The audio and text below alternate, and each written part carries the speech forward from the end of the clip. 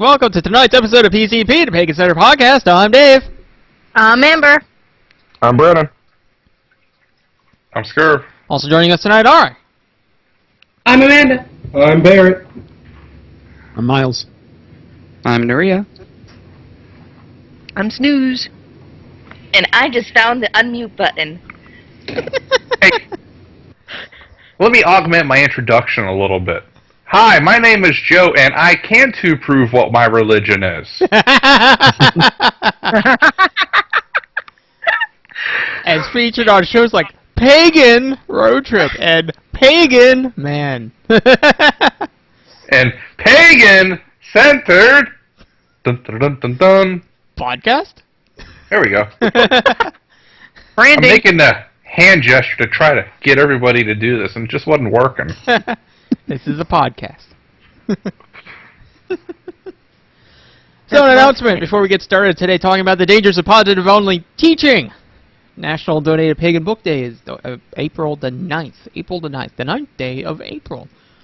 Just a little bit like a week or so short of Tax Day. April the 9th, 2012. So we keep bitching about people not being knowledgeable about paganism, yet we seem to suck at providing actual resources for people to learn from.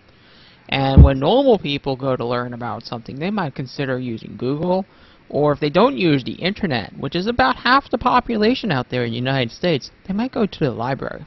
So, National Donated Pagan Book Day is an initiative to ensure our libraries, our prison ministries, etc. are populated with what we feel are good books about paganism. It's not a pie-in-the-sky idea, it's just, hey, if you got a good pagan book, you're not using it anymore, donate it. Also, this project will also indirectly expose libraries and other organizations that discriminate on what donations they take on the basis of religion. So for more information on how to participate and what to do if your donation is rejected, check out paganbookday.blogspot.com. So, Donated Pagan Book Day, National Donated Pagan Book Day, April 9th, 2012. All right, we'll be back with the dangers of positive-only teaching after these messages.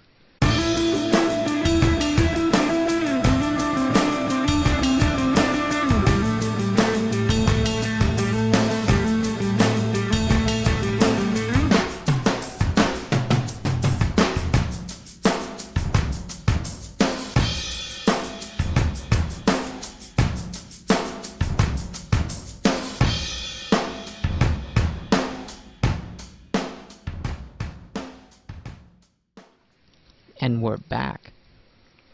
So, me and Scurv started this outline, seems like a year ago now, with a certain group of people in mind. And since then, I've met many more groups of people to keep in mind, so that this isn't just targeted towards one group.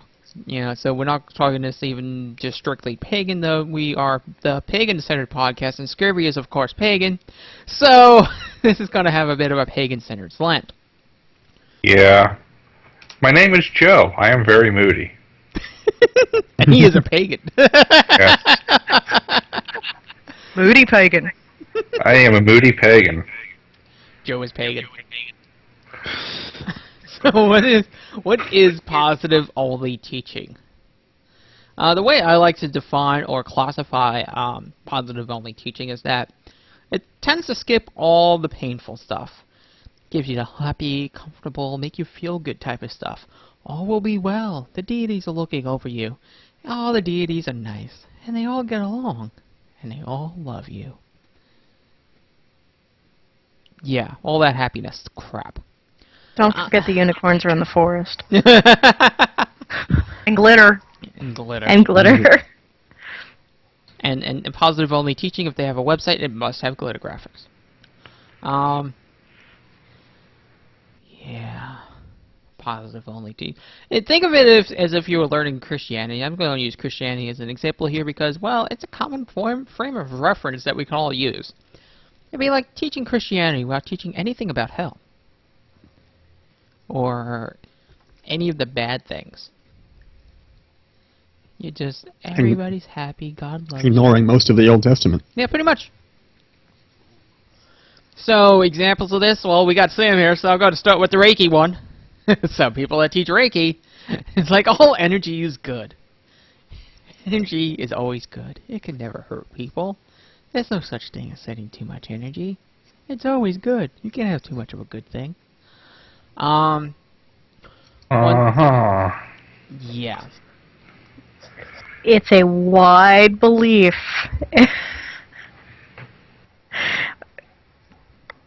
It's if most of the people that do Reiki that I come in contact with, if you say anything about regulation, they're like, no, no, no. All energy is good and it naturally does what it's supposed to. You don't have to direct it. You just have to throw it at people. Just like water. You can't possibly kill someone with water. You need water to live anyway. I don't know what this whole drowning thing's about. I think that's made up. That's why in California they nearly banned, dihydrogen, or hydrogen Dihydrogen monoxide? There we go, Yes, dihydrogen that one. monoxide. Yeah, Water. I mean, they use it in nuclear power plants. It's all the big food companies inject it into their food. I mean, it's crazy. There's before we get off the Christian thing, though, I'm putting a link in here. There is somebody trying to get away from, I guess this is the PCP version of a Christian, called Burn Your Plastic Jesus. It's this Dave Myers, and he's doing this whole campaign on how Jesus is not love and light and happiness, and if anything, God was an Uzi slinging mercenary who was out for your soul, which is kind of awesome. I don't know. It's the only thing I can find that's really against the view of positive only Christianity. They're still full of fail, but yeah. Yeah, but then there's the extreme cases like Lakewood Church often gets criticized by a lot of evangelicals for kind of skipping over that hellfire and brimstone stuff. I kind of thought hell was kind of a critical component to Christian theology.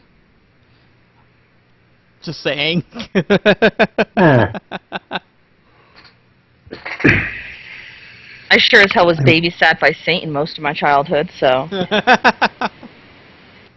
They have to use them. Everyone has to put the blame somewhere. Yeah. So I pasted in the chat room a link to something I saw on the Pagan News Fire Hose this week. And, yeah. You wind up with kids that are claiming to be reverends and referring people to Wikipedia, because Wikipedia always has accurate information about everything, of course. Wikipedia is a good place to go to for the drama on the subject. Go to discussions. Or just go to Encyclopedia Dramatica for a more entertaining read.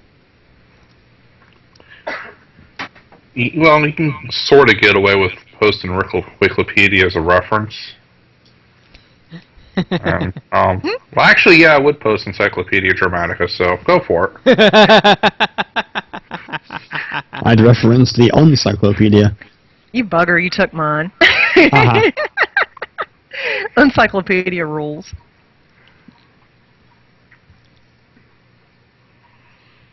What do you guys call them, like, in your individual communities? Like, we've got people here that want to do the only positive, everything is love and light, and fluffiness and fluffiness and fluffiness. We have 3 degrees there. I call them, they get to a point where I refer to them as being all lint and no sweater. But then we've got, those are just the really out in the ether ones that they're uber positive and there can be no negativity, but most of the time they just kind of sit there contemplating their navels and they're fairly harmless. The ones that scare me are what I refer to as the positivity police. Oh, God. They'll actually, they police your words. If you say something, they'll try to correct it and tell you that, oh, no, you have to say that. We don't use that word. I had a woman that I was talking to someone about my dreadlock, my pimp your head dreads, the stuff, the hair ornaments that I make. And she felt the need to lovingly confront me at a meetup and tell me that I shouldn't call them dreads because dread is a bad word and it means a terrible thing. Then if I look it up, I'll understand why I should never use that word. And then instead, I should refer to them as love locks. Uh-huh. Yeah, I faked a nosebleed and just went for it because, I didn't want to get thrown out of the restaurant for, Punching someone in the face for their stupidity, hoping it would fix stupid. Well, Self-starters, I can't help it. I'm an optimist. I like to think positive about taking positive people down. Which is an oxymoron, but then so is she. So who cares? But yeah, I refer to them as the positivity police. It's like they'll actually try to adjust other people's behavior, like they're walking around constable on patrol or something. It's like all those people who think it's wrong to say hello because hell is a bad place, and so you're supposed to say heaven-o when you greet people. Wasn't it in like Michigan or somewhere where they tried to pass that? I really wish I was making that up. Michigan or Wisconsin or somewhere. Sorry? In Michigan, They I were think. trying to pass that. They actually, there was a town that passed a resolution that they wanted everything that was reminiscent of the word hell, Hell, to be, instead you were supposed to use heaven in its place. So you were supposed to say heaven-o instead of hello. And if, say you've got Hellenic statuary in your garden, all of a sudden you have to have, okay, I have to actually be careful to say this, Heavenic statuary in your garden. Or it sounds like a medical condition. It does. It kind of made me itch a little bit in some odd places. I was thinking maybe hypochondria there or something, but Heavenic? I can't do it twice, dude. I guess Not this unless I'm- means that if you want to offer anyone assistance, you have to heaven them. Because you Heaven 'em. can't help anybody. Yes. That was the gist of it, as far as I know. And that, as far as I know, the town actually did pass a resolution, and then they had to. It kind of fell by the wayside though, because I believe, if I remember right, 68% of their local government's heads exploded in the first week, and they had to make some changes. That's just what I heard. See, the thing is like, these people, for them to be able to be of the mindset to give a crap about such inane crap, they have to be so well off in their lives, or so psychotic, that, they're not worried about the normal things people are worried about, like paying the bills and, oh my god, who are we blowing up next as a country? I can't talk about that subject. But, having enicism might be a condition Scurvy has where people can't identify what religion he is. Oh, no, that was identified quite adequately. I had a couple of coworkers that wanted to burn me at the stake. Do you have any idea what it's like? I mean, dear, I'm serious, okay? You have any idea what it's like working with somebody for half a decade who thinks you should burn at the stake? Well, that makes staff meetings interesting. It might affect our working relationship. I think And you should they- remain positive about that and find out at least what kind of steaks they're talking about, because that could actually be pretty good. I mean, I'll take mine rare if you don't mind. I'm sorry. I thought of something to say, but it would have been wrong and inappropriate and backfired horrendously on me. So what's your point? So, Dave, I have noticed when you were talking about people not worrying about paying the bills or things like that, a lot of the people that I've seen that are really obnoxiously positive have the belief that they don't have to focus on it because they are in tune with the universe. That means that the universe will always automatically provide for them, so they don't have to worry about it. Oh, it's all well and The good, but I'm sure the bank wants its mortgage payment. Well, everything will work out. I mean, if they have to live in tents, it's cool. Oh, so that's That how the just means Occupy movement got started. Okay, now, Yeah. here... The dangers Sorry, of cut positive Amber off. only teaching. Occupy. Yeah, let's not go there. That's exactly kind of what you're talking about, though. I hear these people saying this stuff, and it sounds an awful lot like they've just taken fundamentalist, charismatic, what they refer to as name it and claim it theology or prosperity theology, that if you just believe and have your faith is good enough, God will reward you by making you successful and prosperous. And they're just taking it and putting it in pagan terms that you'd think anybody would have abandoned anything that was in the secret a long time ago now, but there's people still touting that garbage. But that whole law of attraction thing really, to me, is just Christian prosperity theology and name it and claim it theology repackaged in New Age terminology. And it didn't get any better for the rebranding. Yeah. Interesting. Here's my issue with some of the positive-only types. I've noticed some of the real big positive-only types, and there's about 2 of them I'd really love the name, but I won't. It's because they have something horrendously negative in their past. Much easier to pretend that things are going to be better if you pretend that negativity doesn't exist. You don't have to face anything. Wow, next time I see an overly positive person in a pagan context, I'm going to think they raped babies earlier in their life. Or sold narcotics at their nightclub? You're so cheerful, you're so happy, you're so effervescent. What are you hiding? Oh, you used to be a drug dealer. No wonder. Well, it's so much easier. I'm sorry, go ahead. No, go on, Snooze. I think it's people don't want to deal with the fact that sometimes the universe just is not fair, or life is just not fair, and they want a reason. And it's so much easier to even turn some type of blame in on yourself and say, oh, well, this happened to me, so I must have done something to deserve it, than it is to deal with the uncertainty. Because even if it's bad and it sucks, it's still something you know. You're not just stuck hanging from the monkey bars going, okay, what happens if I let go? I think part of it kind of goes back to, it seems like a lot of people that do this positive only type lifestyle, first of all, don't seem to delve into really what energy working is. So they end up getting 2 parts of psychology, and it gets blown out of proportion. Part of it, I think, is we do something wrong, and so subconsciously our brain says, okay, we'll do the opposite. But we go overboard with it. And that kind of ties into the whole idea of, and I mean, I believe in it myself, and I wouldn't say that I'm an overly positive person. But, trying to find lessons in your fuck-ups.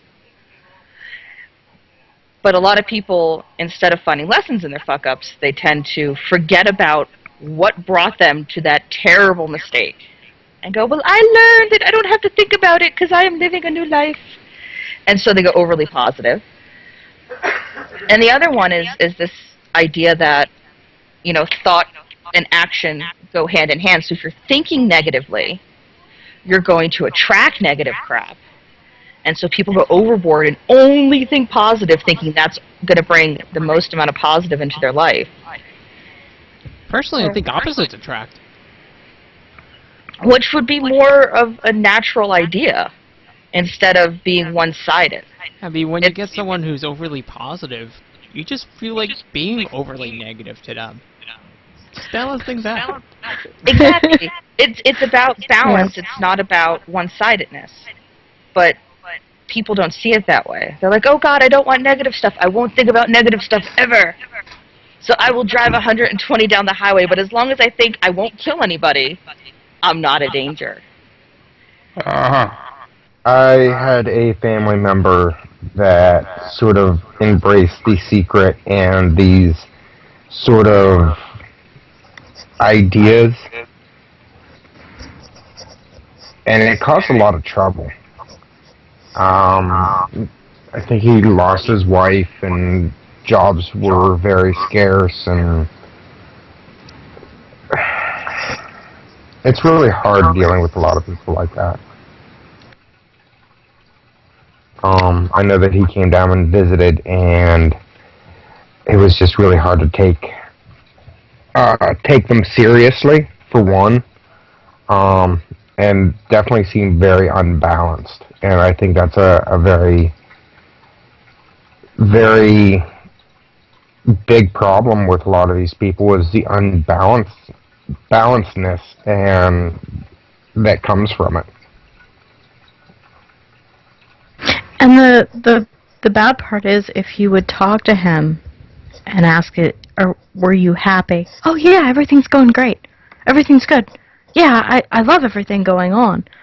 But it's a happiness out of denial.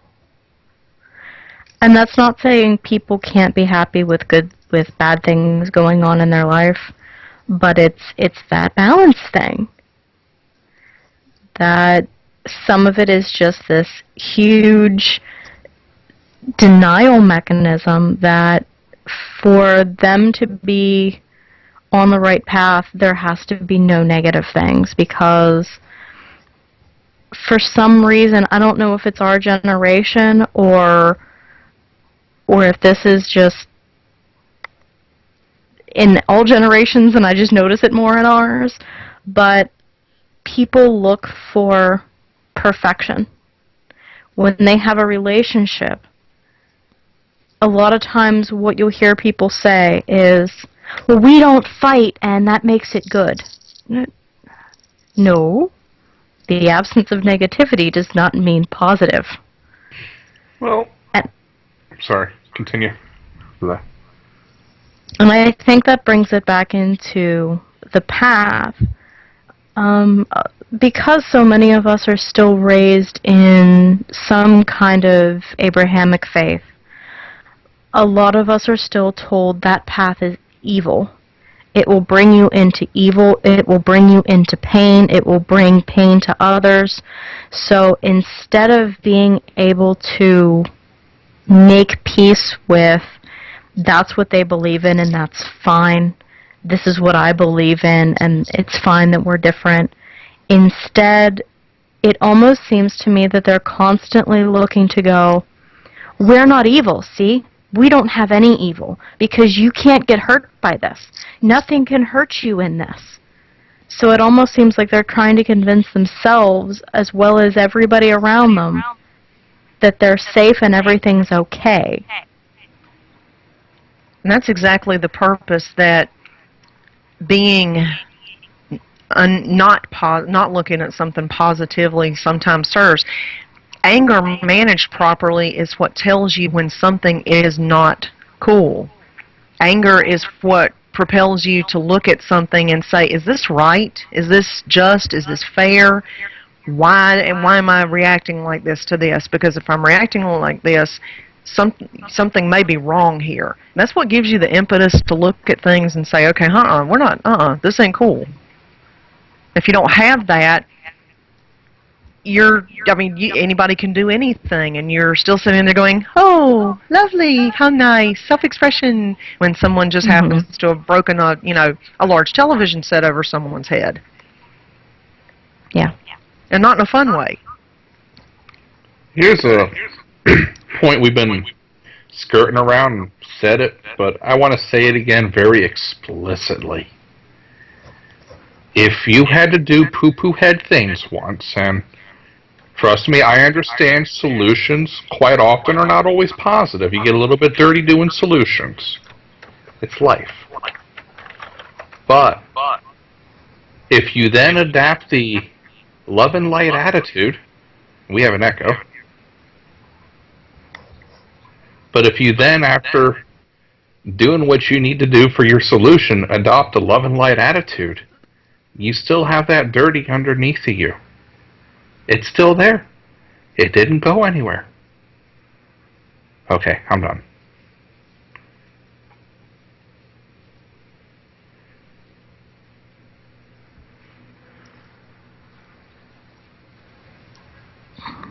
The whole thing just kind of The idea of love and light, there's a whole school of people who actually think that if you teach nothing but positive, if you teach people that nothing will hurt you, if you never teach them that they can do energy work to hurt people, if you never teach them that they have to fear what they can't see, then fear is what hurts them, so that means that they won't get hurt. And they really, truly, for some reason, do believe this. I call them head cases, but hey, that's just me. That works for me. I mean, it builds lousy coping skills. If you don't feel like anything, you know, no matter what I do, as long as I stay positive, nothing bad can happen. And if I hear one more person do well, it was meant to be. No, there's going to be heads flying. If you think that, then when something bad does happen, you have no way to cope with it. You don't have the means to go, okay, I need to pick myself up, dust myself off, and get my butt in gear and do something about this, because you deserved it. So you're not supposed to fix it because you did something to deserve it. Therefore, you should. And I've had someone actually sit there and say, I can't get out of this mess because my karma has brought this to me, and therefore that means I have to suffer through it. I'm like, are you high?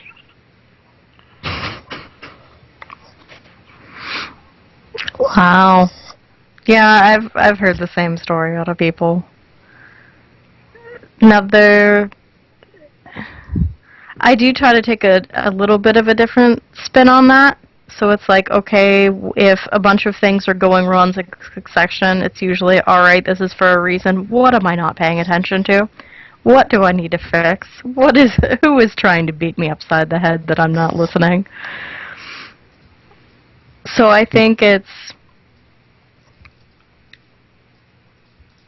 we had mentioned that thinking positively doesn't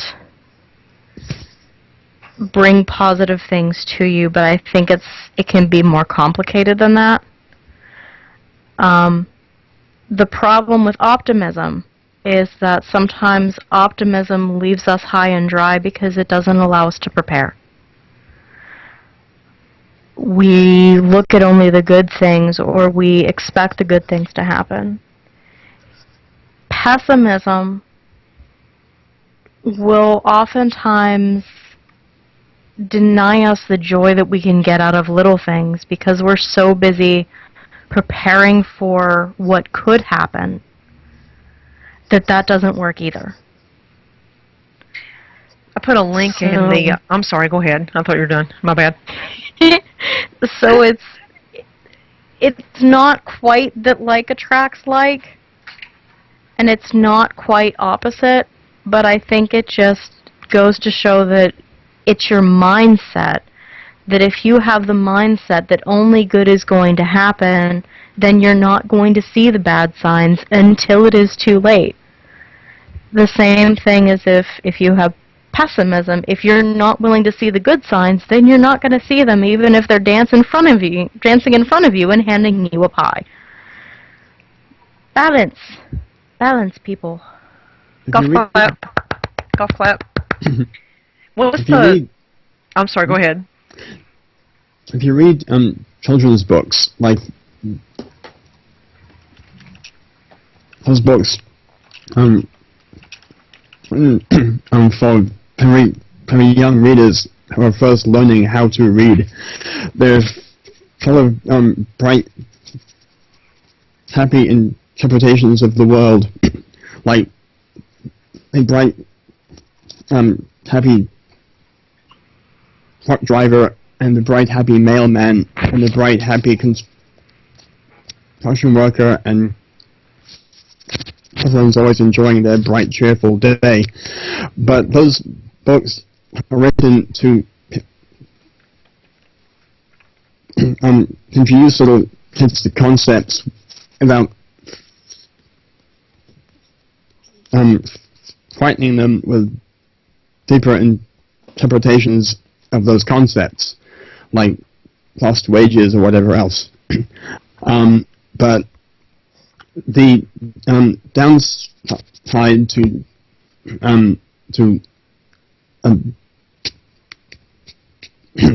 to applying that interpretation to the adult world is that it causes everyone to think like little kids, or to think that they are still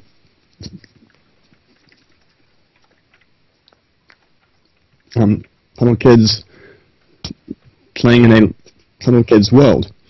One of the grievances I have with forced monotheism is that by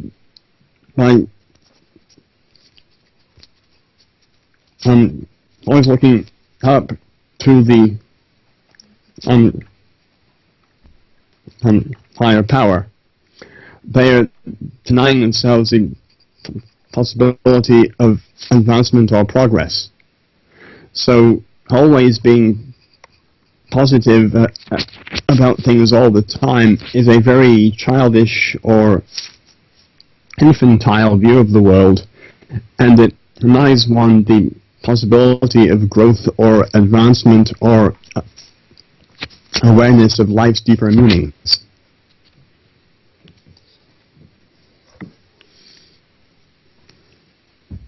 Yeah. I mean, you can dress it up any way you like, but yeah, that's basically pretty accurate. What's the how does the saying go? Pray for sunny weather, but take an umbrella. Yeah.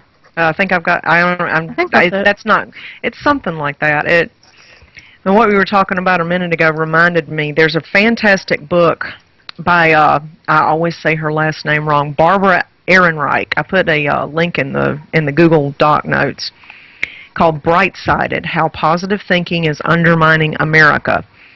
And it's talking about exactly what you mentioned a while ago, that being so geared toward mandatory positive thinking that people don't even allow for the fact that something might not go as planned. And I've heard people say this, that to plan for something to not go quite right, to take the umbrella when you leave the house, means that you are going to automatically make it fail. Just because you entertain the possibility that you might need the umbrella, you're automatically going to make it rain. And that kind of thinking has led to a lot of bad decisions in the financial and economic world, in government. Ooh, Hitler just invaded Poland. Well, we don't want to bring out guns because that might incite war. Yeah. But it is. It's like saying you can't plan for something bad to happen. And that's just insane. But that's how these people think. I've also heard people say that if you bring the umbrella, then you are showing that you do not have faith in your deity, that they are protecting you, or depending on the path that you do not have faith in yourself, that you can control things around you. So it is showing a lack of faith, and that will inhibit your energy flow and show a immaturity in your practice. I have heard that.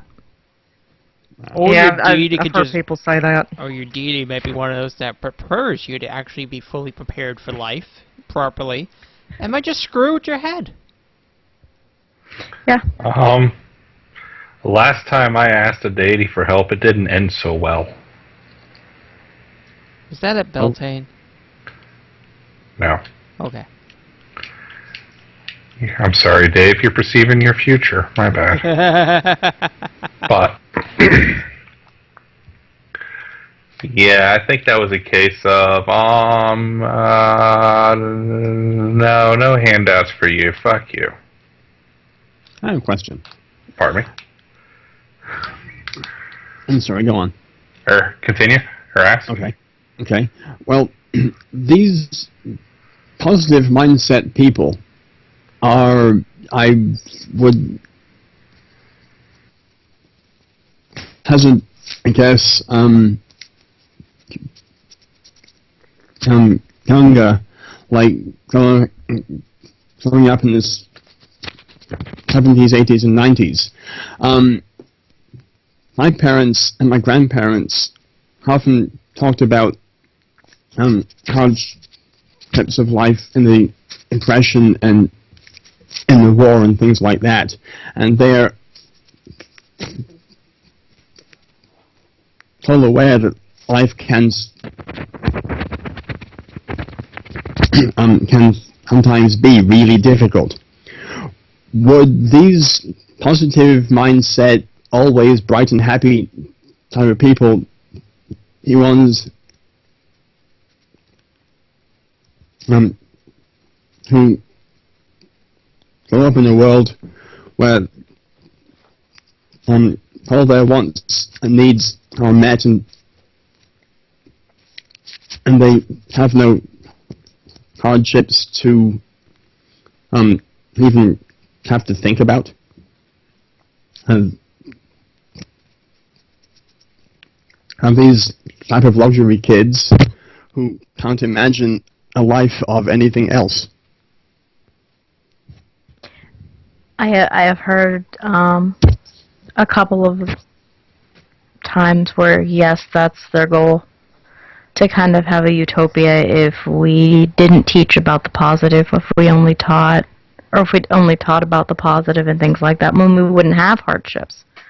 So we wouldn't need, it's almost like they feel that negative teaching can be bred out, like you breed out aggressive characteristics in goats, that if we breed that out, then we would live in a wonderful world where people would always get along, there wouldn't be any hardships, and they wouldn't need to worry about coping with negative things because we wouldn't feel a need to be jealous of each other or anything like that because we're not taught that. It sounds like the American stereotype of Canada, except that even Canada gets out guns once in a while and starts shooting at us to make sure we don't just take over their land. So bad things can't happen if nobody mentions bad things. Right. I have one thing to say to that. Beetlejuice, Beetlejuice, Beetlejuice. Points. So ever since I mentioned Christian Day's name 3 times on a blog, we'll summon his presence. Somehow that trick is no longer working.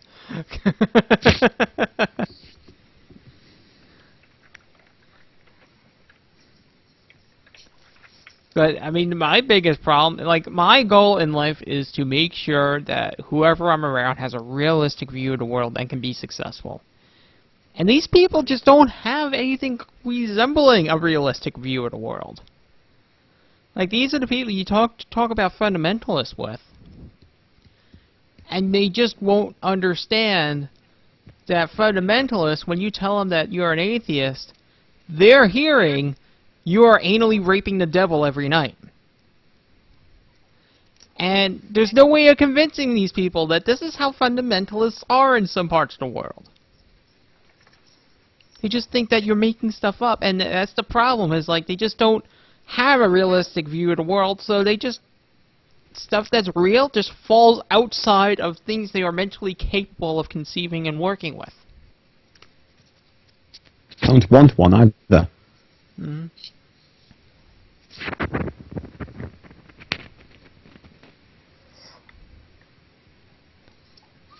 But, you know, one of the things that happens is, you know, it's not just a worldview that they have a problem with. You know, some of these people get so hung up on their identity as a pagan, and that pagans are good people, and they only do good things, and all pagans do good things, no pagan does bad things, then as soon as they hit a pagan they disagree with, well, that person's not a pagan.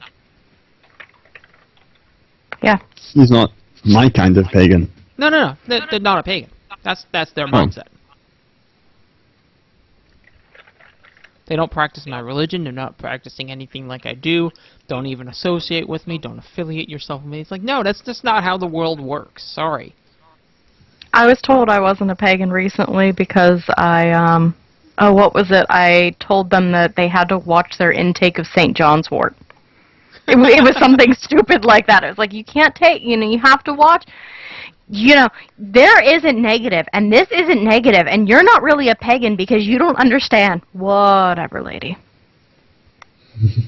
That's nice. Is there a way to quickly overdose someone on St. Jordan's wort? Because that'd be awesome for that person. That would belong to the. It's from nature, so it can't be bad because nature is good for you and it loves us. And if you're at peace with nature, then nature will be at peace with you. Am I on the ball there? Yeah, pretty much. Yeah, pretty much. Well, and that's I a always hornet's bring up nest. so is belladonna. Yeah, right Exactly then. right. Go munch on some foxglove. This All reminds- natural snake poison. This reminds me of a conversation I had with somebody who was very anti-natural remedy, and he was trying to convince me that opiates, morphine, pretty much, a lot of products we get from plants and animals Mm-hmm. didn't come from plants and animals ever. I mean, there's a couple more steps in here, but I'm sorry, but I mean, if you're taking aspirin for a headache, what does aspirin come from? It comes from a tree. I know they can synthetically make it now, I'm pretty sure of that, but you see what I mean? You also, on the flip side of this person was also of the stance where if it came from nature, it couldn't really affect you either. Poisonous snakes come from nature. How about the mushrooms? Poisonous mushrooms. Or the ones that get you high. Or mix them together, see if you can tell the difference. Isn't there a all-natural herb that people like to smoke and make into brownies? I'm sorry, did I go there? Now remember, I've also been told that all of those were altered by man. Yeah, tobacco brownies. Yeah, also remind them that the actually, if you look at that as well, I mean, most of the food we eat on our table has had about 1,000 years of selective breeding. I mean, if you want to have fun, look up the history of chicken and carrots.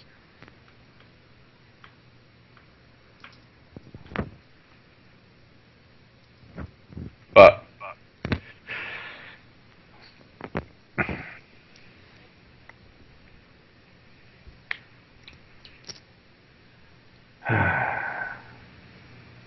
I think this problem with positive-only teaching is,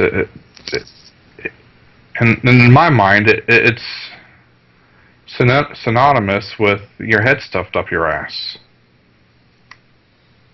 I think the symptoms are pretty much identical. I mean, I like balance, okay? No wicked comments, please. But when it comes down to it, I understand you do need somewhat of a positive outlook on life, tempered with a bit of realism. Any arguments so far? Nope. Okay. I mean, but at a certain point, you need to be able to accept criticism. Maybe accept validity that I'm not entirely sure what that guy over there's doing, but maybe it's working for him.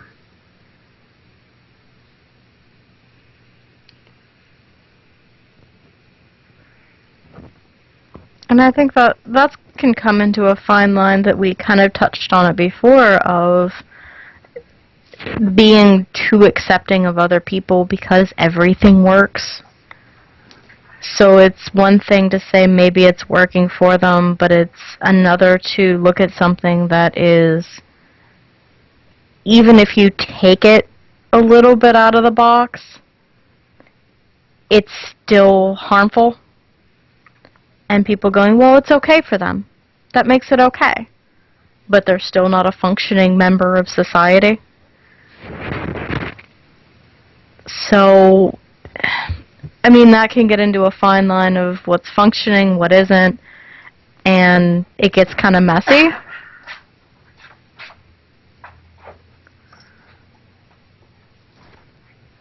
So...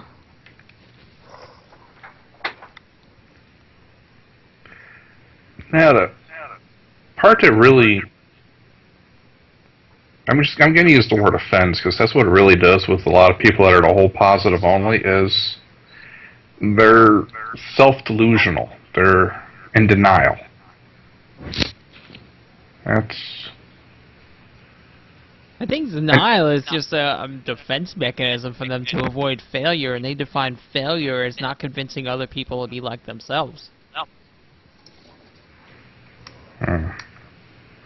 I've seen this heuristic before.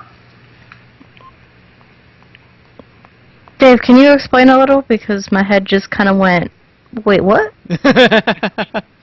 So these people don't want to deal with failure. Well, it's okay to state that these people can't deal with failure, but how do these people define failure? Failure, by them, would be defined as you not being like them. That is why they're insistent on everyone being like them. Yeah. I've seen this heuristic before. Yeah, it's like some kind of Middle Eastern vampire god or something.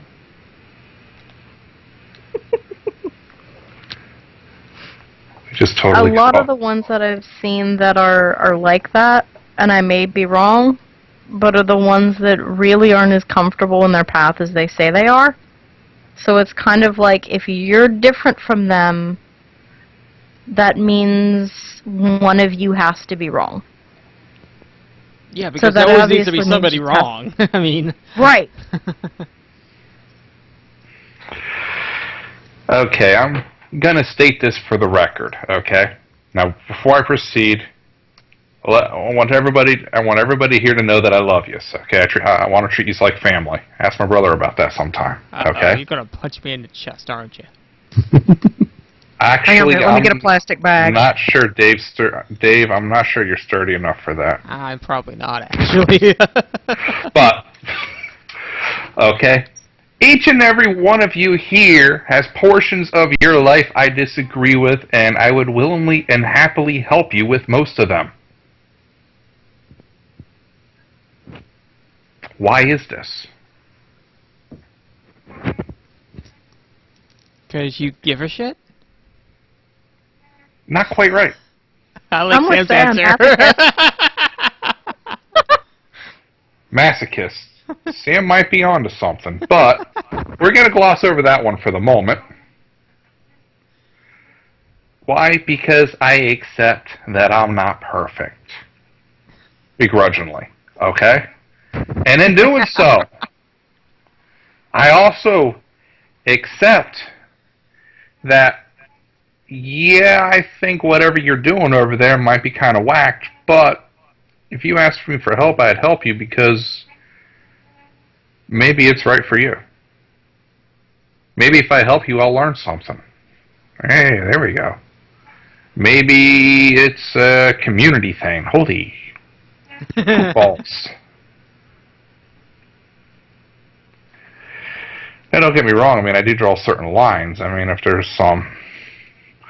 somebody's done serious federal time who's all about love and light and being Reiki, and they want me to have a positive outlook on life and not hold a grudge against somebody who said they wanted me burned alive at the stake for their soul.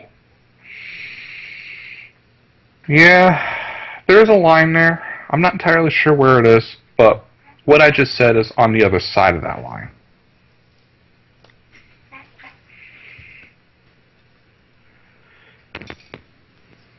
I don't know. I know enough of people on the other side of that that will willingly help people because they feel that they know better. Hey, didn't we bring it up last week in the healing episode where it's people overreacting to their own deficiencies, and so they want to fix everyone else instead of fixing their own selves? Yeah, I like to call it SPCA syndrome, but it's a codependency. Yeah. I don't know. I think the main difference there is whether is the person saying, hey, listen, I know I got this really bad habit and I want help breaking it. Can you help me out with that? And somebody else saying, oh, you have a bad habit that you need to break, and I didn't realize this. Your life would be better because if you were to do this, therefore I'm going to help you do it whether you ask me or not. Big difference. There are situations where enforced self-improvement on somebody isn't entirely a bad thing. But really, most people sort of grow out of that by about middle school for the majority of what's needed. Yeah, and some people just don't appreciate your efforts towards, improving somebody else. Like, Scurvy didn't appreciate the blow-up doll I sent him this year for Christmas. That reminds me, Dave, I owe you one later. Wait a minute, you owe him a blow-up doll? Dave, you need to get me your doctor's number. I got something in mind. I just want to see if it's too over the line.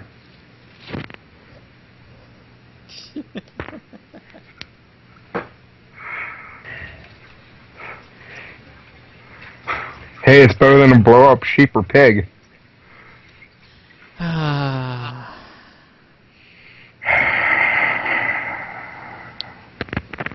Boinking sheep. Yeah. And if you screwed a girl named Rachel, same thing. This is the weird shit you learn when you're picking baby names. Oh, yeah. Rachel means sheep, so if you fucked a girl named Rachel, you boink sheep. That's fantastic, Dave. Where is this Too much podcast gone? information. Too much information. Out there somewhere, there's a lesbian that's going to be screaming when they hear this.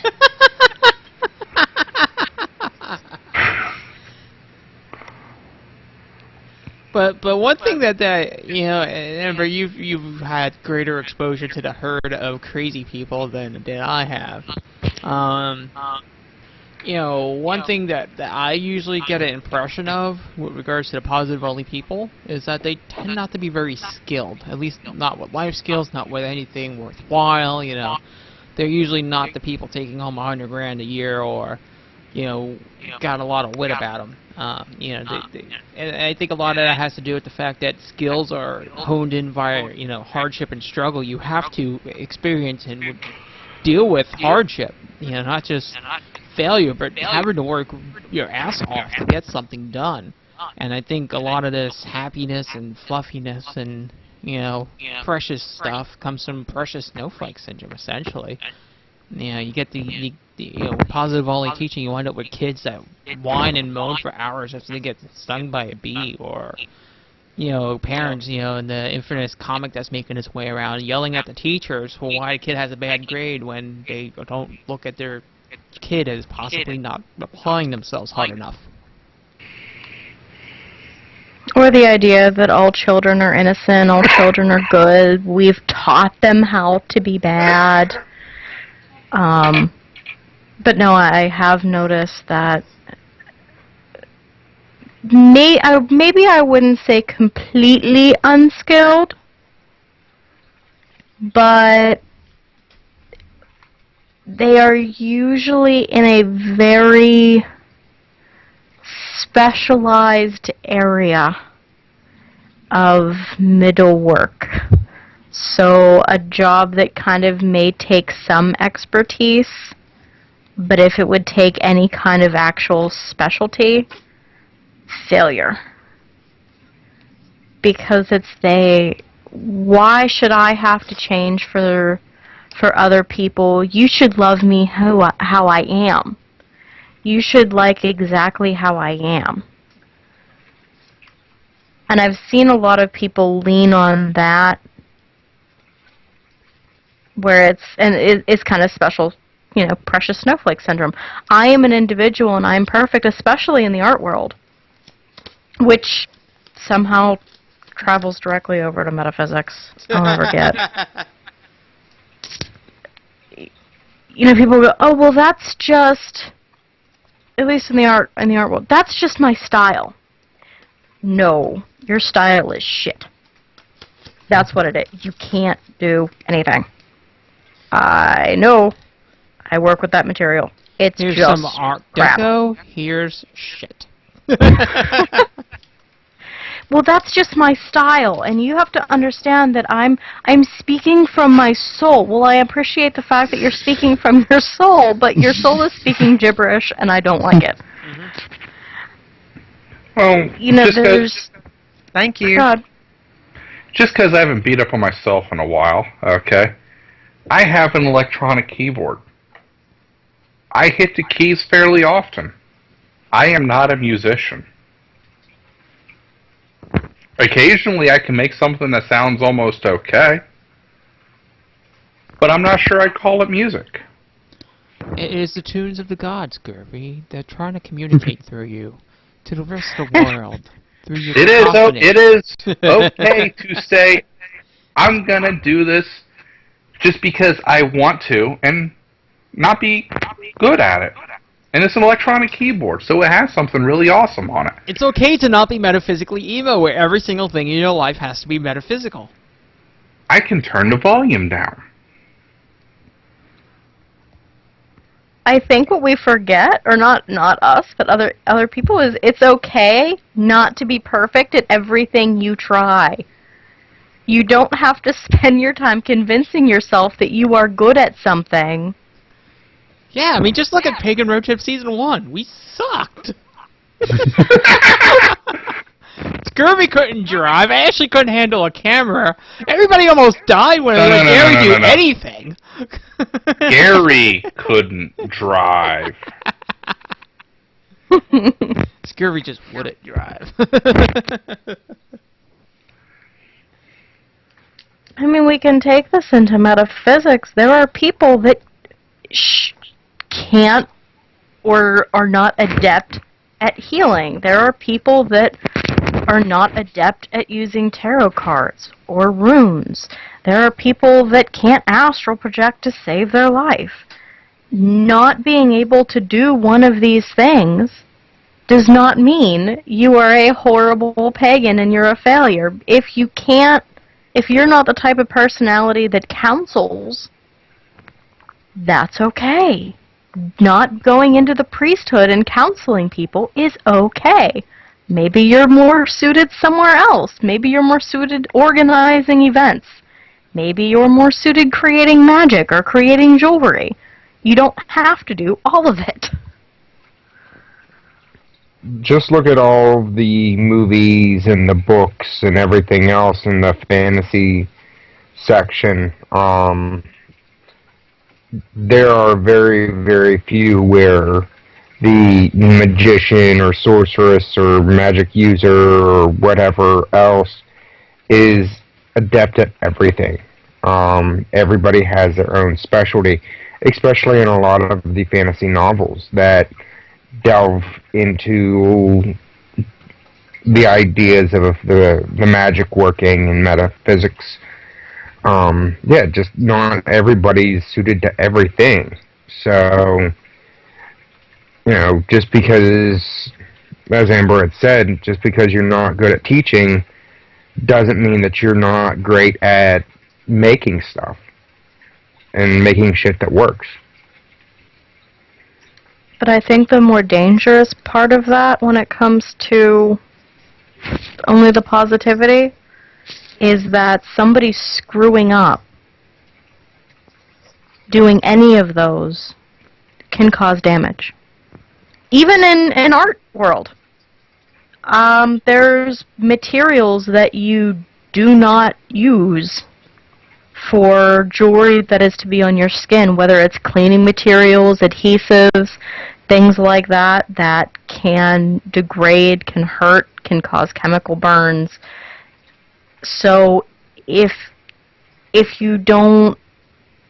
learning about those things just is not your thing, or working with jewelry is kind of an odd thing, you can't just throw things together. A better example would be candle making or herbology.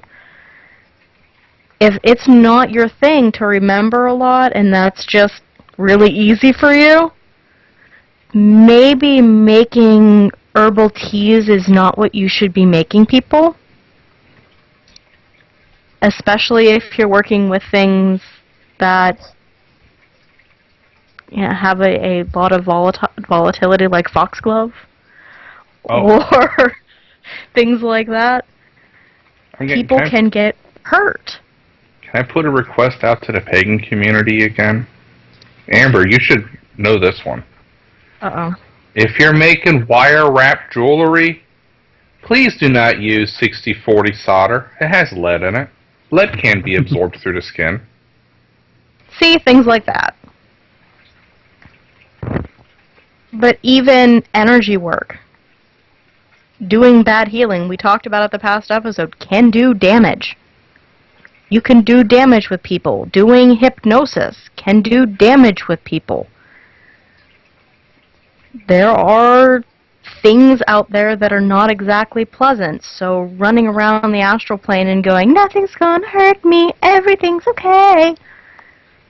You might run into some... Eaten by dragon! You know, and that's not to go on the other half of things and go, oh god, I have to be afraid of every shadow that ever moves, but there are things that hurt out there. And you're going to walk these people after teaching them that everything is fine, there's nothing to fear, nothing can ever hurt you. Poltergeists can't hurt you unless you believe they hurt you. Yeah, keep that in mind as they throw something sharp at your head. It's not because you believe in their ability that they can throw things. I don't believe in buses, therefore I cannot get run over by a bus. And people can easily go, well, Dave, buses are solid and metaphysics isn't. That makes it different. But it's still the solid. same kind of silly. Yeah. It's the same kind of flawed logic. Water isn't solid, but you can still drown. Well, sometimes water's solid. Yeah, like carbon monoxide isn't solid, but you can still die of carbon monoxide poisoning. Mm-hmm.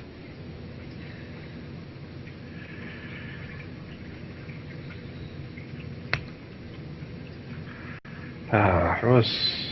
Oh, yeah. I've been meaning to do this for a while, and I'm trying to do the whole be the change you want to see in the world. But I made a decision a while ago. I'm only going to buy American-made clothing, and I decided Canadian would be acceptable, and I guess European would be kind of cool too. I just don't want China-made clothing. That's different. And I discovered something. There's not a lot of clothing not made in China, so if anybody should happen to know some, email me, please.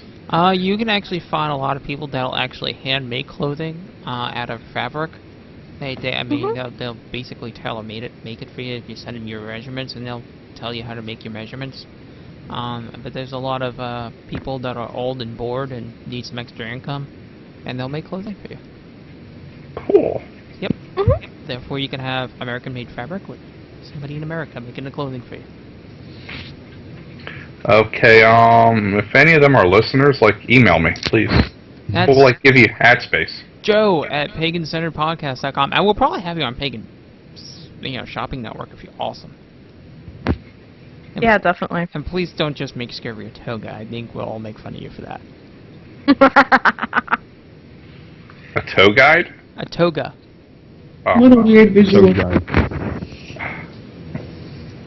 I actually think it kind of fits. And Scurvy is also affected to change he wants in his life. To be pagan. Now he has to just figure out which kind. Keeps saying he's not Wiccan. So I'm guessing he's a left-hand path Wiccan. That's a good way to go. Wicca is the gateway. Dave, really? Do you think I could be left-hand path at all? Yes. you feel a need to question. Scurvy, do you That's want the to part harm that any child that's less than 6 years old, regardless of whatever they have done? Define harm. I mean, does holding them upside down? No, does, not holding them up. I mean, like beating them, you know, like, say, throwing stones hell at them? No. Okay, so That's you're just definitely rude. not a Christian, and you're left-hand path. Because you don't want to harm children. Now, I mean, if it was threatening them with a swirly or hold their head above a garbage can or something like that, yeah, if they're my nieces, that's cool, you know.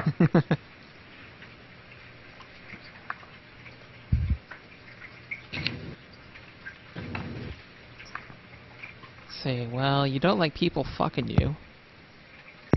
So yeah, I think you're left-hand path Wiccan, actually. The Church of Dave has another convert.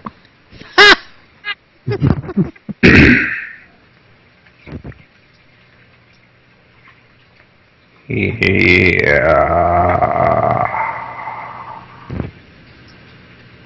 Alrighty.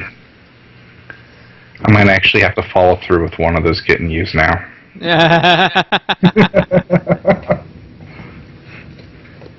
But one thing that I will certainly say is that positive-only people tend to be apologists. Like, they'll always try to justify something bad somebody has done and try to spit it into something positive, like there's some kind of PR machine. And some people out there are just fucking dicks and trolls. I don't know, most of the positive-only people I notice tend to make the way to supervision. Did you miss my dicks and trolls comment? No, but I think it has something to do with the system. I'm sorry, did I go there? That was even tangentially in common with your dicks and troll comment, too. Oh. So we've been talking about the downsides of a positive-only mindset, but how are we going to tie this into positive-only teaching? How can we even combat positive-only teaching? Yeah, somebody's got to be the teacher in this scenario. Well, let's define teaching first. Sharing knowledge. Exactly. Now, what was the purpose of teaching? Let's go way back there. Okay, let's look at cats. What do mama cats teach their kittens? Passing on knowledge. Survival. Exactly. Survival. Awesome. So they teach them how to catch food, how to make food dead, sometimes. They teach them how not to beat food. Okay, so that's we're going to use this as a basis for teaching. Is everybody cool with this so far? Okay. Now I know things went along, more things got added on there, but that's the core principles for a lot of teaching. So let's assume mama cat's only allowed to teach her kitten positive stuff. How's this going to go? Vegetarian cat that gets eaten by a Doberman? If it doesn't die of malnutrition. Or it might It's a try human to... value, though, because if you're a cat, being a mouse is positive. Or maybe, you know, you're just trying to cut down the loss of life in a world, and you become a carnivore, and you just eat mice.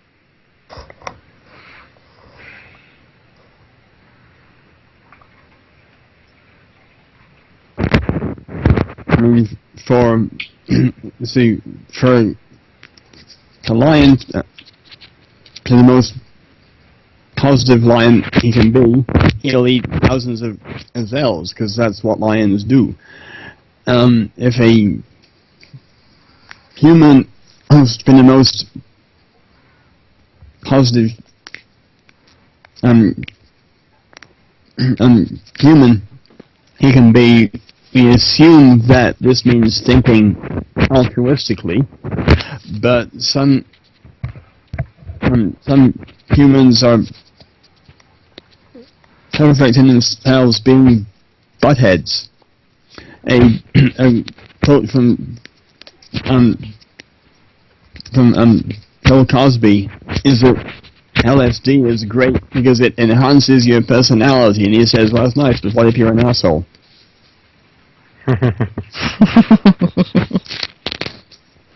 So, positive thinking, positive teaching, positive living, positive all of that implies, I suppose, altruism, thinking well for others as well, which is fine, but you also have to be aware that you can't deny that negative shit exists.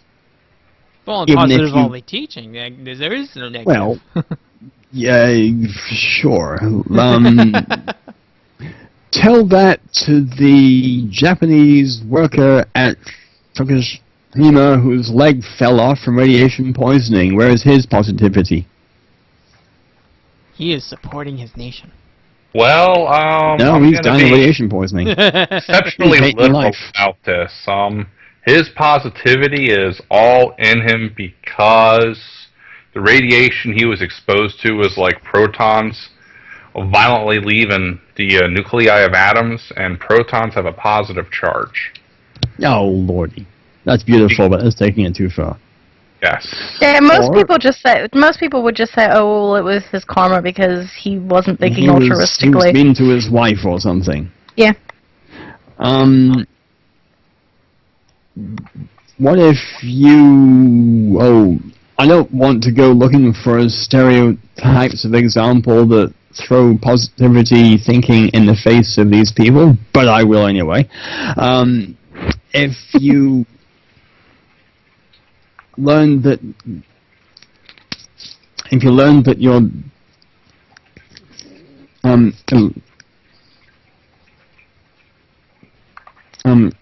Seven-year-old daughter has been raped, and she's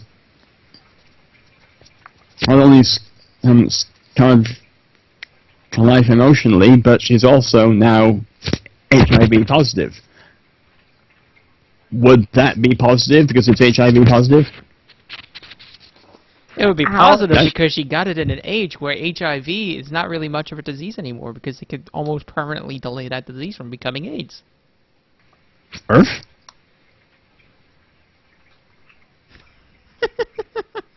Yeah. But there's some, events in life happen that people just have to be bloody aware of. Life isn't perfect all the time. And really, some of the most painful things that we'll go through Mm-hmm. make us nuts. Because who we are. They do. They really do. And even lessons, to go a little bit back to how can we counter it. Well- If you put the student in a situation, not where they're in severe danger, but if you put them in a situation where, if we relate it to martial arts is not all happiness and rainbows. You will get bruises. You will get sore. You may injure something. But when they injure something, that lesson, unless there is some kind of inhibiting thing going on with the individual, that lesson will stick with them a lot more than it will be if they said, well, when you kick this way, don't put your weight all on this leg, distribute it this way. And they didn't listen and they sprained their knee. They tore something. Well, now they're definitely going to remember that lesson so much more intimately.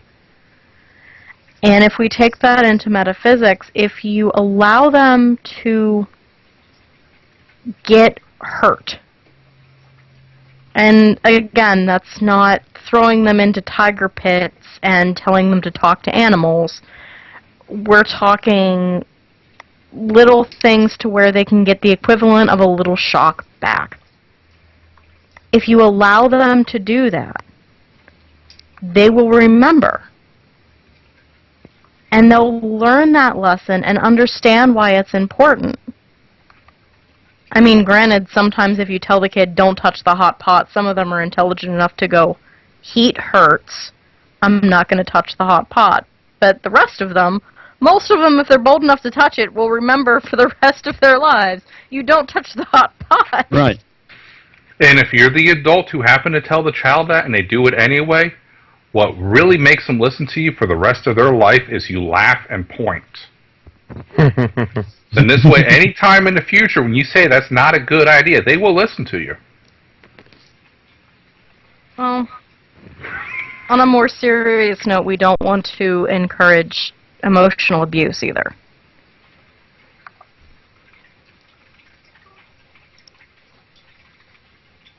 If you do have somebody injured, yeah, there can be a level of that that's okay, but all depending on the individual and your relationship with them. Sometimes all you need to go is, yeah, it hurt, didn't it? All right, now you're going to fix it. Here's how you do it. No, I'm not helping you. You're the one that made the mistake. You're the one that didn't listen to me. Because now not only have they made the mistake, but you have given them the resources to fix it, and they have now learned that if they happen to make this mistake again, they now have learned that they can fix it on their own instead of being coddled after they get hurt. So you can take that in a two-way instead of just taking it one.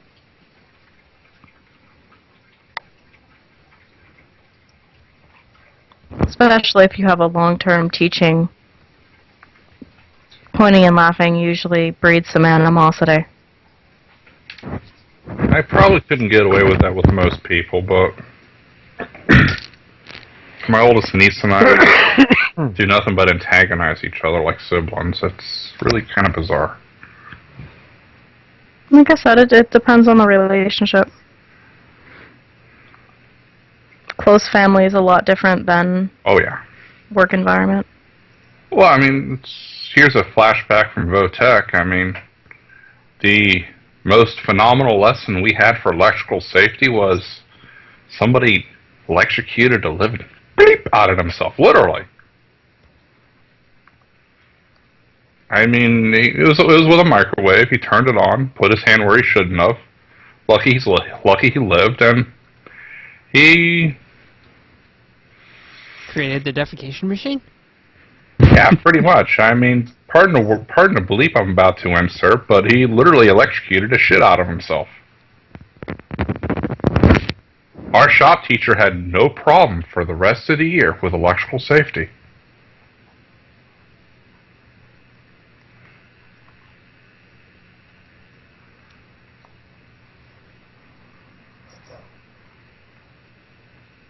But sometimes, you know, if you want to combat the issue of positive-only teaching, you might want to actually just get to know the teachers, talk to them. Yeah, they might be totally normal, down-to-earth, regular people, and just not realize that all the talk they're covering in their curricula is the positive side of things, and they might not realize, oh, okay, maybe that is a problem. Maybe that is something I should bring up in my classes. Yeah. And, you know, it's just, sometimes it's just unintentionally positive-only teaching.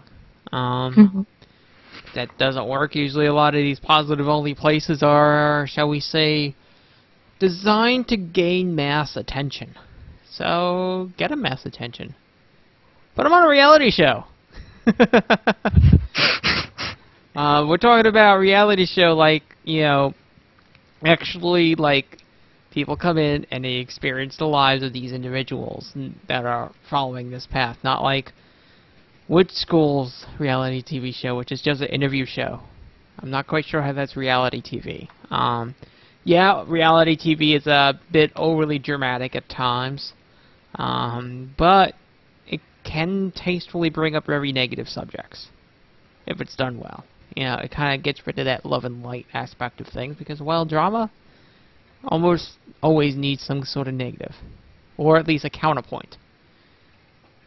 And maybe after being publicly embarrassed, they might think twice of, oh, well, okay, maybe what we think isn't exactly sane or normal.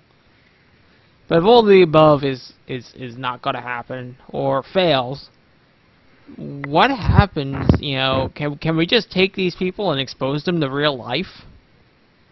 But I think the problem with that is the fact that they have been exposed to real life, they have been traumatized by real life, and that even attempting to humiliate them in a public setting will not work because most of these people have deluded themselves so much into believing that everything's so love and light that they just brush it off. That's a coping mechanism that they've come up with to deal with bad stuff. They're even dealing with some of the Reiki people. It's sort of like they shut up and just completely ignore what happened, and I think that's a big problem with trying to help these people. Sorry for cutting in, Dave. no, no problem. I mean, I think one thing that's also a defensive mechanism that a lot of people don't keep in mind is that usually these people isolate themselves. They intentionally isolate themselves into very specific communities, and they don't venture outside of their communities. They might go out to the supermarket, but not interact with anyone except for the cashier, or even then they might go to the automated checkout line.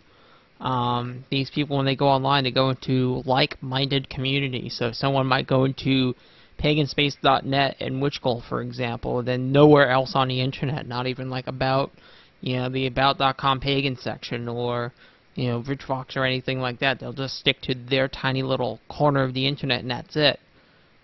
You know, you know, a lot of these people intentionally isolate themselves or subconsciously isolate themselves. They don't interact with broader society. They don't, you know, to them, normal society seems weird, wacky, crazy, abnormal. You know, their opinions are irrelevant. You know, and somehow not consequential on their lives to any extent to care about. You know, and it's just like, well, what do we do with these people short of a full-fledged intervention? Put them in a situation where natural selection has to occur? Well, you have to also think that what will they be able to handle it? Because if they have a defensive mechanism that is telling them that everything is okay, what is back there that makes it to where they have to rely on that defensive mechanism? And if you take that away, are they able to handle it? I mean, we can get into the whole who are you to be able to change people, but I don't even want to touch that. Are these people important to you? Do they want to change?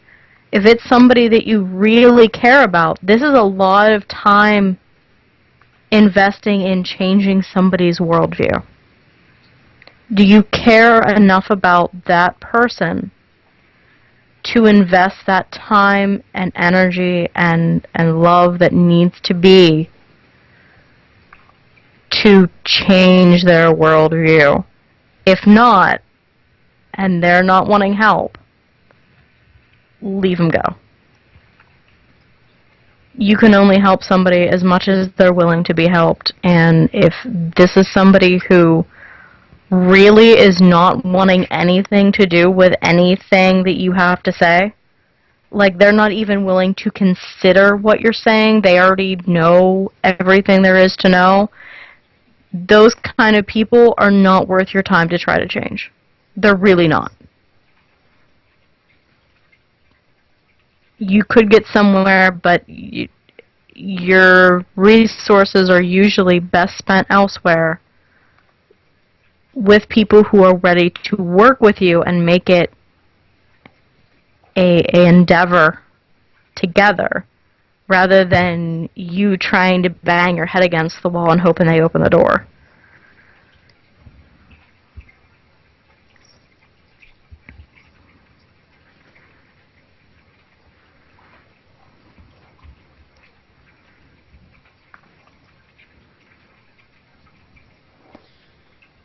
See, the sad thing is that I think a lot of people are going to listen to this episode and think we're talking about a hypothetical subject instead of something we've actually encountered numerous times in our various crossings through the pagan community. And Wait a minute, I remember the rant we had. We were wondering how the hell do these people live from day to day? Yep. And yeah, we dropped the name, a few names here, but it's not just those people, and that's the bigger problem we're facing as a pagan community. Is this is not, well, Witch School does this, blah blah blah. And, well, yeah, it's easy to point the finger at Witch School. They're a pretty easy target, but it's not just them. There's so many boards out there, so many forums, so many wannabe schools out there that exhibit the same problems.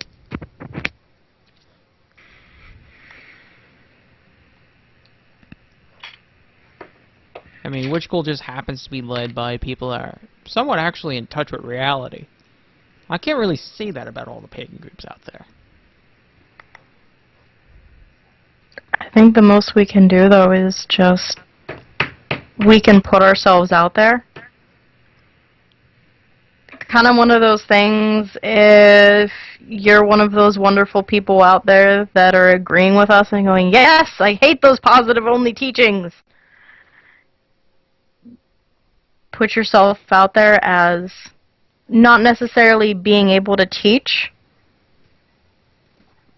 but at least sharing pertinent information. So the other people that are caught up in pagan space and Witch School can find it. Yeah, you don't need to be as abrasive as we are. I mean, you can be polite to these people.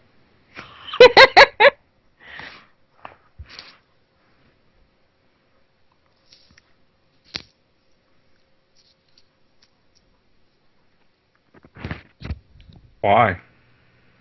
Because it works better.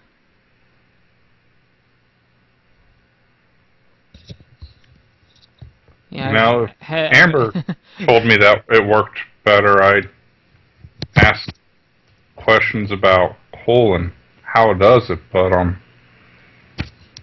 you know, I'm a manipulative bastard, and I'm a master of getting people to do what I want them to do.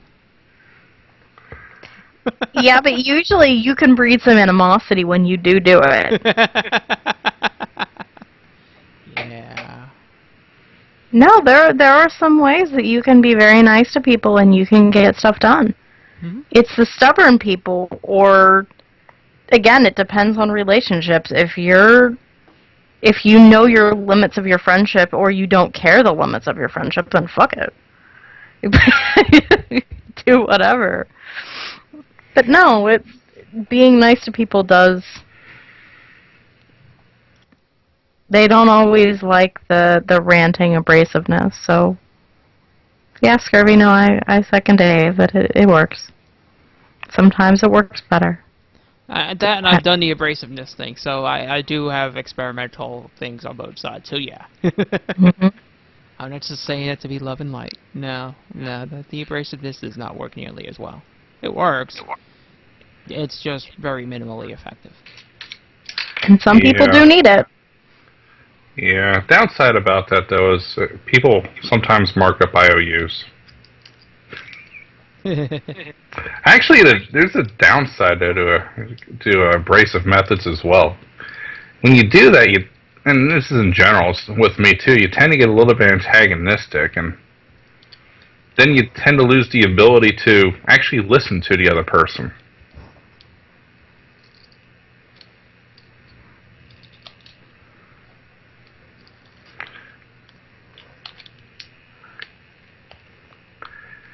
That's what happens when you get off balance. No scary silence. Take a drink. Seriously, though, man, I'm looking at the show notes, and I have to ask, how do some of these people find loopholes in Darwin's laws of natural selection? It's a first world problem. That's the problem. Mm-hmm.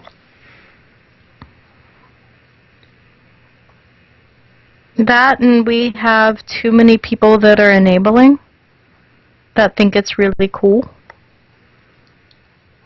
So, if somebody's having a hard time with something, there are some wonderful organizations out there for people who, we talked about bad things happen. It's just a course of life, and there's always help out there for people who bad stuff just happen to happen, and they need just a little bit of help to get back on their feet.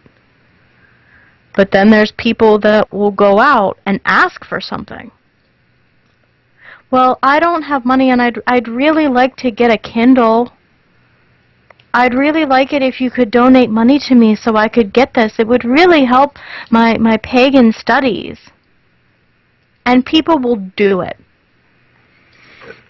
instead of making them work for the extravagances. Or you'll just have like the 2,000 years from now equivalent of ancient aliens. There is no magic. How did these people survive? Aliens! How did they make the wheel? Aliens. Santa Claus. Alien. The idea of flight. Aliens. Because birds, they don't have rudders. These people spoke of love and light. Aliens! Aliens. I actually know someone that has that philosophy.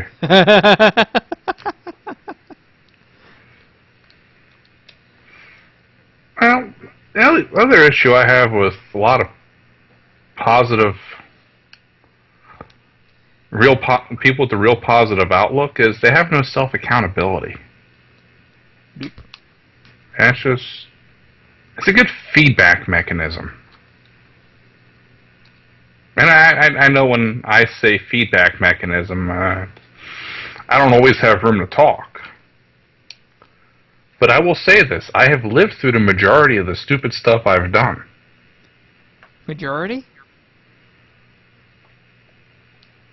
I said what I meant. Okay. Dude, which part did you not live through? I had a little help. He died a couple of times. That's okay. I've they never brought been him killed in Mortal Kombat. I'm sorry, I had to do that. Aliens! back. I've gotten better. Although How I did they will ever think to use fermented fruit to make a beverage? Aliens. Aliens. Although I will say this, if you're ever there with your hot mom, and you have your buddy who's currently electrocuted to death, and you're going to do CPR, let your mom do the breaths. Because that's what aliens would do? No, just because the person's having all sorts of living difficulties doesn't mean their brain's completely shut off. Living difficulties. I love that politically correct term. It's almost as good as craniorectal insertion. I like that one. Leave it to Scurvy to come up with MILF CPR. You sick bastard. I applaud you, sir. I bet it's already Rule 34.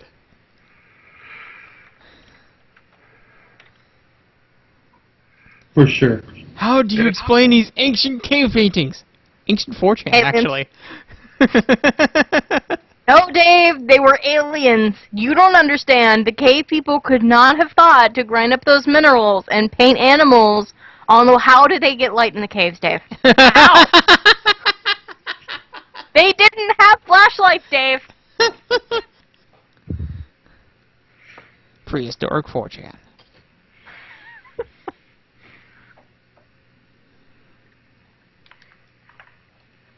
Chan invents a time machine and just messes with the records of everything.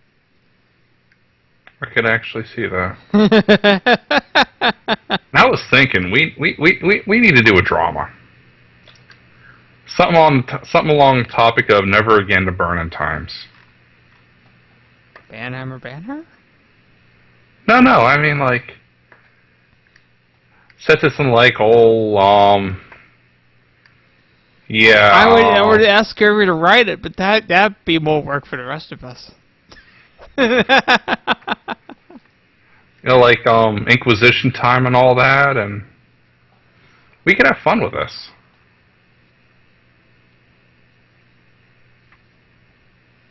Nobody expects a Spanish Inquisition. Oh yeah? Well then why did the U.S. nuke freaking Spain? Ooh. Did we nuke Spain? Yeah, we actually dropped a live nuclear bomb on Spain. Oh. We were tipped by the aliens, Dave. Did it go off? No, it became a dirty bomb. Huh. That's because Spain had their own aliens. Those Spanish aliens. There's different species, Dave. They fight here, they use us as pawns. You don't even understand. I always wondered why the Spaniards had such funny hats. They were mimicked after the alien Spanish spacemen, of course. Oh, murr. Yep, they definitely had lots of sex with Spanish human females because, you know, that's part of every episode of Ancient Aliens. Some aliens gotta be getting it on with some human chick. Yes. Oh, and I got a theory as to why there's so much drama in my life. Now, other than you heard of drama llamas in your apartment? No. Well, here's what happened, I think. Okay, now, it's an accountant error. You see, they took into account because people spend so much time in front of the TV, and it totally rapes their brain. Okay, the powers that be decided, okay, well, we're just going to use this as our regulator. Yeah, I know. We're just going to use this regulator for determining how much drama you get in your life. And since I stopped watching TV in '95, I'm just sort of giving a false negative for drama. So they decided they're just going to up it. So aliens. That almost made sense, and that's what worries me. Well, you know, all of our deities are just aliens. So what you're saying is that the aliens are controlling your drama through the TV. I can totally get that. No. I wasn't watching TV, and they were looking at my brain, and they said, "Oh, you're obviously not getting enough drama. We got to up this." And then they didn't realize this. They upped the feed of real life and all that stuff. It's, you know, I mean, it's, this guy's got faulty equipment apparently, and then it's like, oh. Shit. How much drama are you going to have in your life when you're dead? I don't know. But, I mean, it's the only thing that could explain my professional career. Says Scurv, the pagan, on the Pagan Center podcast. Yeah. Who can't prove that he's pagan because of aliens. Yes. I also was like raised a pacifist and all that stuff, and yeah, because a pacifist rhymes with terrorist, they thought I was a terrorist for a while. This is what happens when aliens breed large numbers of stupid humans. This is the danger of positive only thinking. Or pretty much loss of critical thinking skills, you know? And I hate to say this, but I'm actually not lying on this. This is, you know, like, literal.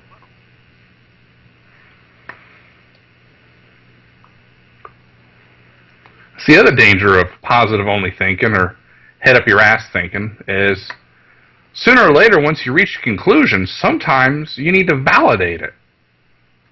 So then you have people remembering stuff that happened like months ago. I totally saw scurvy inside that UFO.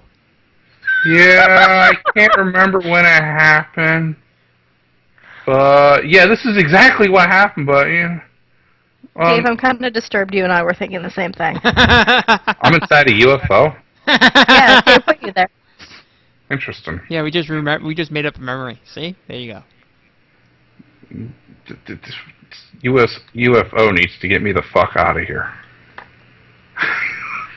Well, you sleepwalked into the UFO, and then you sleepwalked out. We don't know where the hell a UFO is. I mean, it could be parked next to your RV for all we know. Maybe that's where the alternative to your RV went. Could be Spanish. Soon you'll be wearing a conquistador helmet. Nobody will know what's going on.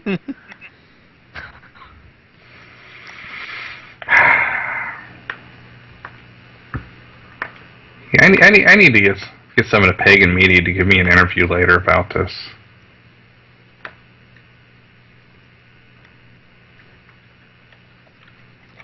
Just because I don't give a fuck anymore. Because of aliens. No, it's not because of aliens. Because of dumb.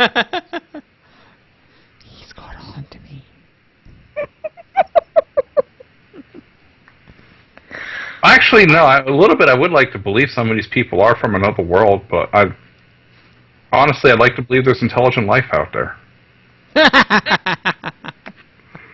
I mean, that upside has a serious downside there, and well, you know, I mean, I know I'm trying to be positive only in this approach, but I mean, it's not so much positive only. I just want a positive.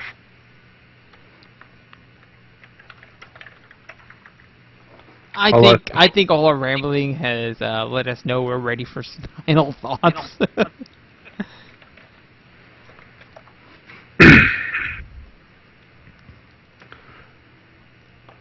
My final thought is... Oh, go ahead.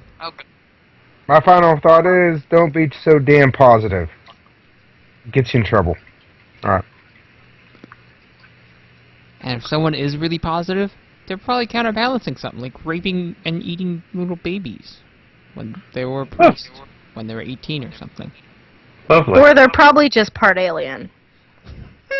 They're trying to send us a message to manipulate humanity into being more docile. Yeah. Because we make a better slave species that way.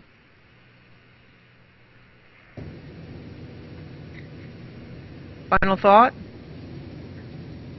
Don't be positive all the time. It gives you more time to actually enjoy when the positivity happens if you're prepared for the negative. That's too long to fit on a bumper sticker, though, isn't it? No. I should work on that. Oh, I got a final thought. My final thought is people that live their life and professional life by functioning on keywords only make me sick. You mean that everything that comes out of their mouth is a bumper sticker?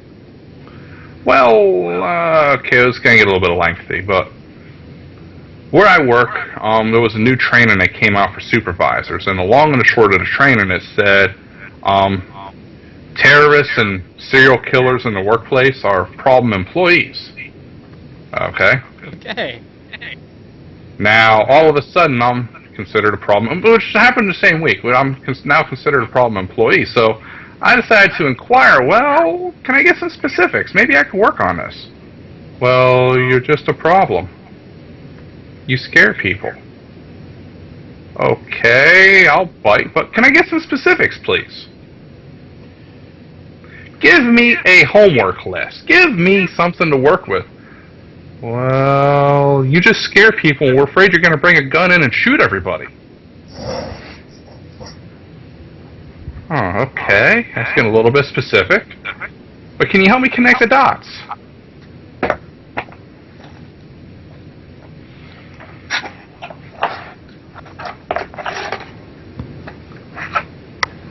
So we did.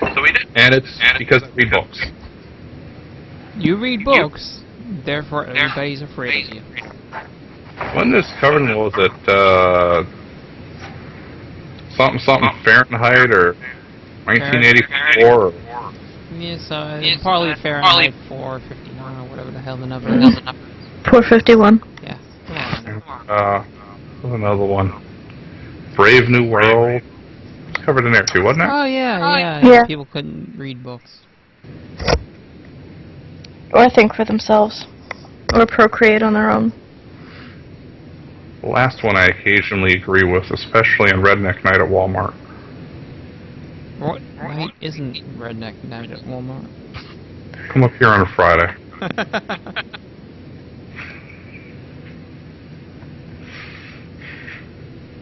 We've secretly replaced Friday with Thursday. Let's see if anybody notices. Oh, fuck yeah. Oh, that's one of those things you sort of need to show up to once. I mean, it's yeah, Dave, if you're ever in town on a Friday, we're taking you to Walmart just for a show. That's... Okay. There are not words to describe it. I mean, really, the closest thing I can come to describe it, it's kind of like getting ambushed by a furry convention, except without the fur. Well, actually, there's a lot of fur. Not a lot of teeth. Barrett, final thought. If you survive on only a diet of sugar, you will die very quickly.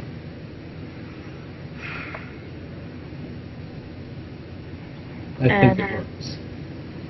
My final thought is life is wonderful. Is there an area final thought? There is. My final thought is Coyote is not an alien, but he does like probing things, and by request, oh, mer. Aliens. Yup. Amber, did we go through your final thought yet? I'm pretty sure it has nothing to do with positive only teaching and something smartass to do with aliens. Okay. Okay.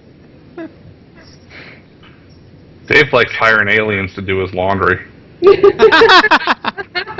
No, it's the lawn. Get it right. Oh, your lawn.